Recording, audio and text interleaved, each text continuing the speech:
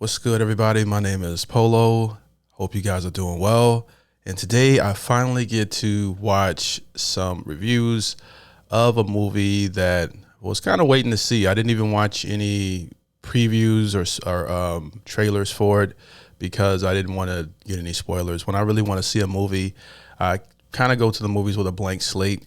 Now if it's a movie that I have a feeling that it's going to be some BS, then I might watch the trailer. And I'm typically pretty good at picking good movies from watching trailers. I've always been that way. And this is going to be a review that I'm not going to give away any spoilers or talk about any of the cameos. And there were a lot of them in this movie. But I am going to give my opinion on some things that I liked about the movie and some things that I didn't like about the movie. But overall, I think it's a good enough movie for people to go see if you want to know that early on.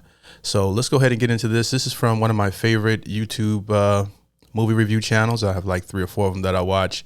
And this is from The Critical Drinker. And the movie that we're checking out is Deadpool and Wolverine. Let's get right into it.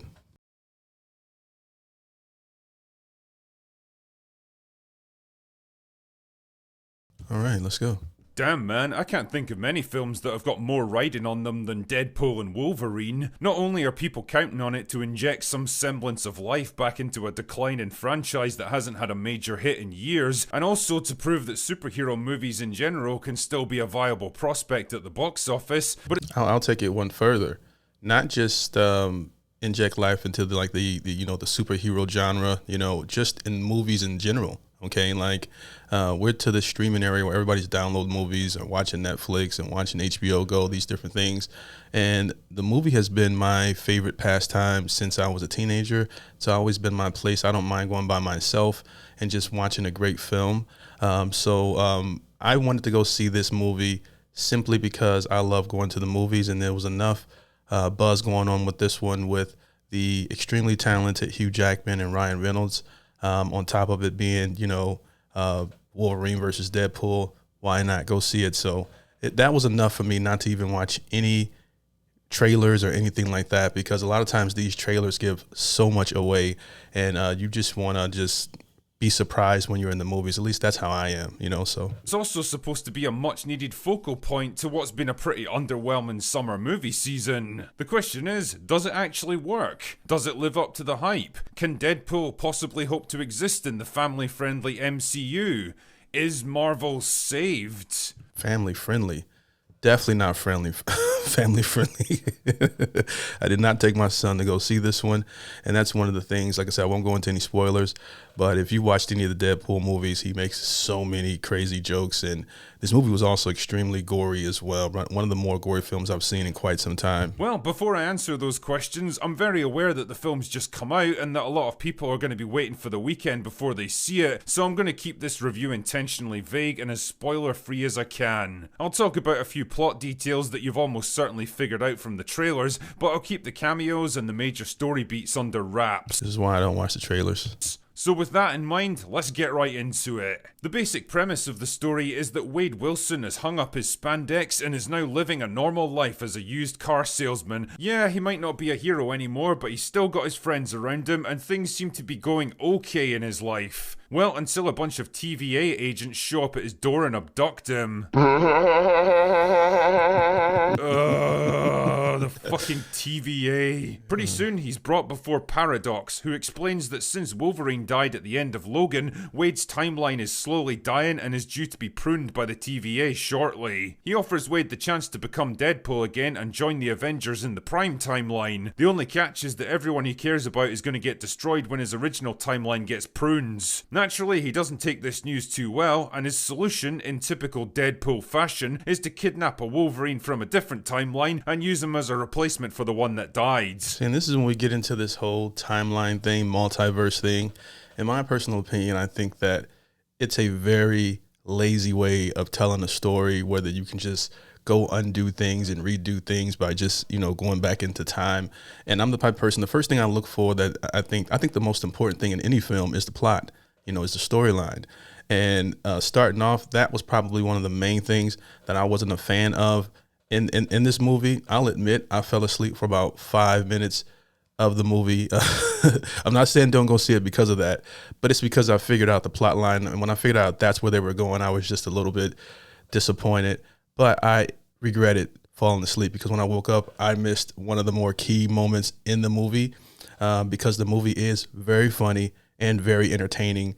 And it has some really great action scenes despite all that. So depending on what you like about movies, there were parts. So I will be rewatching it again once I figured out what I missed. But I was just really annoyed a little bit with that whole thing. I'll just say that much. But I still think it was worth it. I didn't feel cheated when I went to see these guys. Unfortunately, it all goes tits up and both men end up getting sent to the void, which is like a giant garbage dump at the end of time and space. Their objective now is to find a way out so they can return to the real world and stop Paradox before he wipes out Wade's entire universe. Along the way, the two men are going to have to find a way to put aside their differences and work together to take on a rogues gallery of former enemies and a few unexpected friends who show up to help them out. Reviewing Deadpool and Wolverine is a tricky one because whether you enjoy it is going to depend a lot on what you personally value in a film like this. I mean, from a story and writing point of view, I'd have to say this is probably the weakest of the three Deadpool films, with a frustratingly meandering plot that just kind of drifts from scene to scene and relies on coincidence, convenience, and the villain being completely and utterly retarded in order to function. I would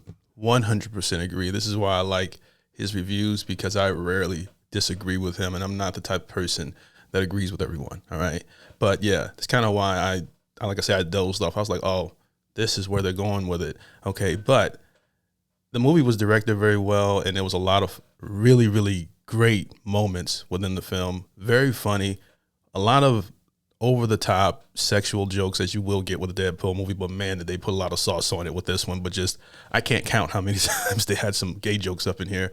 And then also the slow motion walk scenes. Okay, if you haven't seen it yet, just count how many times you catch these guys walking in slow motion. But again, that may be just another tribute to what Deadpool does in his movies, like all the slow action walk scenes, which I will admit they look cool, but I think they overdid it a little bit. At 128 minutes, it feels kind of bloated and sluggish compared to the first Deadpool, taking too long to get going, dragging around the midpoint, and suffering from the same multiple endings problem that seems to be creeping into most modern movies now. Yeah, and the pacing of the movie was, like I say, wasn't the greatest. It took a while for them to get to the point. The primary antagonist doesn't feel all that interesting or well developed, with no personal connection to Deadpool or Wolverine, motivations that shift from scene to scene, and the same generic destroy the entire universe end goal that's become a fucking meme at this point. On the plus side though, if you came here to watch Hugh Jackman and Ryan Reynolds hang out and have fun making a movie together, then you're not going to be disappointed. Absolutely. Jackman always brought his A game to even the shittiest of X-Men movies. He's been playing this same character since I was in high school and hasn't missed a beat since he did Logan 5 years ago. He's just as brooding and intense as he always was, playing it dead straight no matter the insanity going on around him, and actually delivering a few surprisingly heartfelt moments that caught me off guard. He's just an amazing actor. Okay, you got to give it to the guy. He's just top of his game. You're always going to need a straight man to act as a counterpoint to Deadpool's constant jokes and one-liners, and Wolverine fits perfectly into that role. Speaking of which, if you were worried that the film was going to have to tone down the crude humour, swearing and violence to play in Disney's sandbox, then fear not, because the opening credits pretty much set the tone for the rest of the movie. Deadpool's just as foul-mouthed and crude as he always was, and honestly, I was actually pretty impressed that they managed to get away with a 15 rating for this one. Right. I mean, it was just, even for me, I'm like, wow, they really go there with the jokes on this one. And the jokes are really, I almost brought my son. I know some people that brought their kids to see this one, but I personally wouldn't do it. That being said, the humor's not quite as biting and slickly efficient as the first Deadpool. A lot of the jokes don't land, and the script commits the cardinal sin of trying to push unfunny gags way past their breaking point, but enough of them work that you'll definitely have fun with the movie. And yeah, much to my shock, Marvel proved that they are actually capable of laughing at themselves a bit with this one. There's plenty of references to the MCU's recent downturn in quality, quality, the general shittiness of multiverses as a storytelling concept, and Oh, even a few jokes about yes. some of their more troubled productions which really surprised me. It's not often you hear studios straight up admitting that they've fucked up, and I'm pretty sure the admission had to be teased out of them by Ryan Reynolds, but it's about as close as you're likely to get in Marvel's case. Yeah, the film definitely could have gone in harder on the MCU's many failings, the pandering and the girl bosses and the diversity hires, but I guess there's some lines that even Deadpool isn't allowed to cross. There was some diversity hires even within this movie.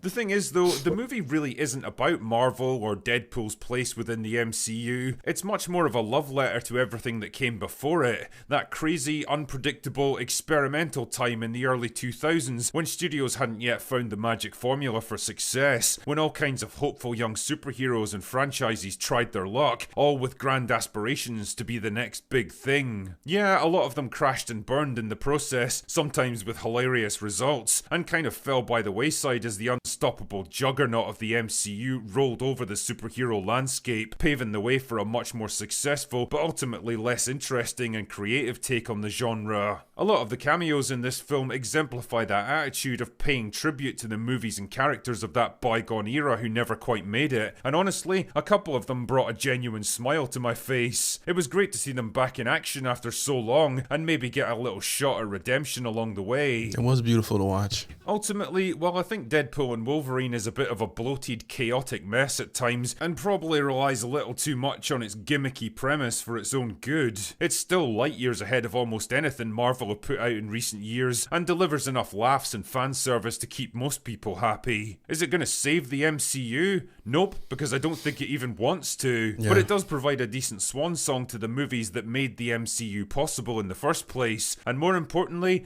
it finally gave two old friends the team-up movie that they've always wanted. And when all is said and done, isn't that the most important thing? Anyway, that's all I've got for today. Go away now. At the end of the day, most of us go to the movies because we love film. It allows us to escape a lot of the stress and things that's going on from a day-to-day basis in our lives, and allows us to live vicariously through superhero characters or just watch an amazing story. And I think that overall this movie did that. Okay, it overall entertained me. Sometimes when I watch a movie, I'm the type of person, if the movie's like absolutely horrible and I'm halfway through the movie, I'll leave the theater and just go figure out something else to do with my time. And I didn't do that during this movie. In fact, there were times where I laughed. There were times where I was genuinely impressed with some of the action and the acting. And even in the ending credits, when they play like a tribute to a lot of the older X-Men movies and movies that came out in the past, almost gets you a little bit emotional, because if you're a fan of a lot of these films, at least the good ones, you know, you're like, damn, those were really good movies. You appreciate them a lot more once you see how many bad movies are coming out. So I think that it's worth going to see. You're not going to go see a classic. And if you just, you know, if you have your expectations not set to go see like the greatest movie you've ever seen, I think you overall enjoy it. Okay, I enjoyed it, and I probably will be watching it again. All right, because I missed one of the most key moments of the movie. You know, me being a little tired too, maybe, but overall, I would watch it again. Okay, so that's my review, and that's also the Critical Drinkers review. If you guys seen the movie, let me know in the comment section. What do you think?